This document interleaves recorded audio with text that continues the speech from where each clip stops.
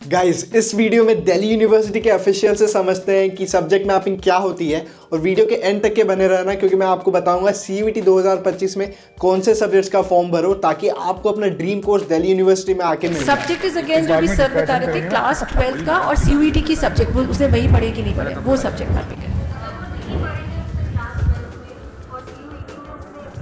वो अभी रुक जाएगा।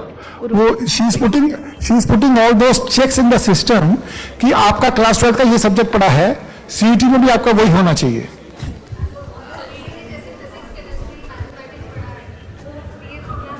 नहीं, बीए प्रोग्राम ले सकता है, वो ले सकता है मैम, सब कुछ ले सकता है वो सब। आप मैडम ये नहीं देखोगे, आप दो चीजें मिक्स करके चले गए। आप सीयूईटी के कंटेक्स्ट में चल रहे हो या एडमिशंस में हमारी एलिजिबिलिटी बिल्कुल क्लियर है।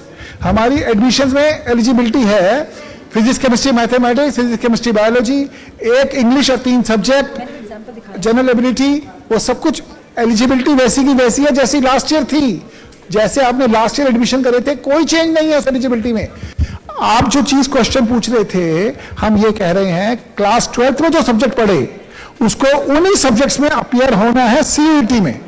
अगर उसने सीईटी में उन सब्जेक्ट्स में अपीयर नहीं हुआ है तो दिक्कत है, अदरवाइज कोई दिक्कत नहीं है, वो हर जगह एलिजिबल है। अब आप सब्जेक्ट मैपिंग को सिंपली समझ चुके हो, लेकिन ये आपकी जर्नी में एक्चुअली आएगा कहाँ पे?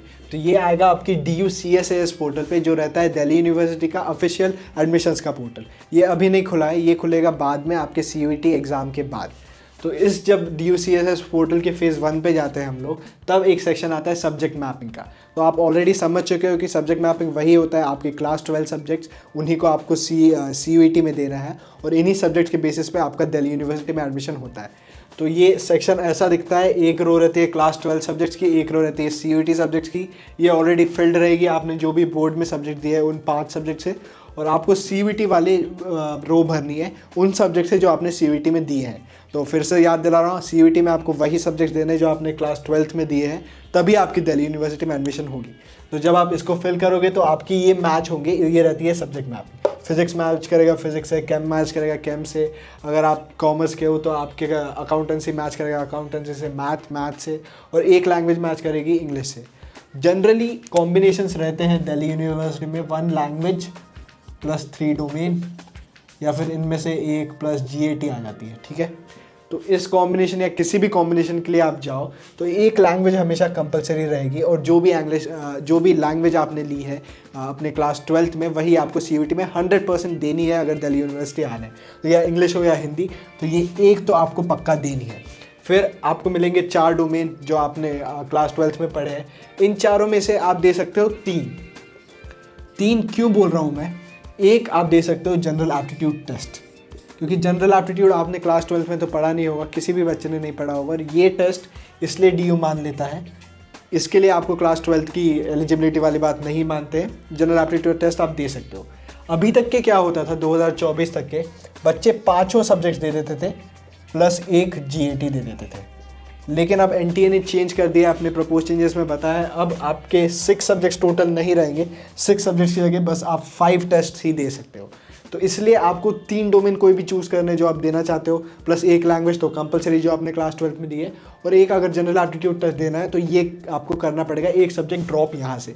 लेकिन अगर आपके कोर्स के लिए जनरल एप्टीट्यूड टेस्ट कंपलसरी नहीं है, या फिर आपको जनरल एप्टीट्यूड टेस्ट नहीं दे के अपने ऑप्शंस नहीं खोलने हैं, तो आप 4 डोमेन दे सकते हो + 1 लैंग्वेज, और इससे आपकी एलिजिबिलिटी हो जाएगी दिल्ली यूनिवर्सिटी के लिए, अपने ड्रीम कोर्स के लिए। NTA ने ऑलरेडी बोला है ये बात कि आप चेंज कर सकते हो, ऑलरेडी जो सब्जेक्ट्स आपने क्लास 12 में नहीं पढ़े हैं वो आप CUET के लिए दे सकते हो।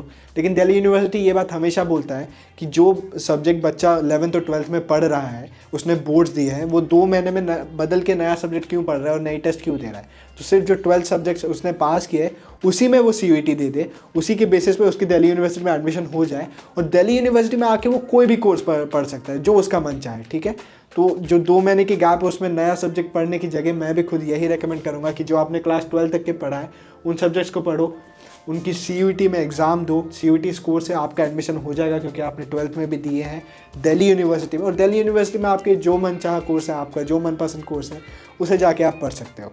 गाइज़, मुझे आशा है इस वीडियो से आपके जितने भी सब्जेक्ट मैपिंग के ऊपर डाउट्स थे वो क्लियर हो गए। अगर क्लियर हो गए तो सब्सक्राइब कर दो, नहीं तो नीचे कमेंट्स में डाल दो, जो भी डाउट है उसे मैं क्लियर कर दूँगा। और दिल्ली यूनिवर्सिटी आना है तो सब्सक्राइब कर लो। Thank you.